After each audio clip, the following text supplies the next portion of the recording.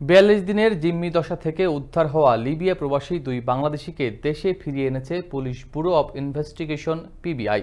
বৃহস্পতিবার সংস্থাটির ঢাকা মেট্রো উত্তরের কার্যালয়ে সংবাদ সম্মেলনে বিস্তারিত জানান পিবিআই ঢাকা উত্তরের অতিরিক্ত ডিআইজি এনায়েত হোসেন মান্নান।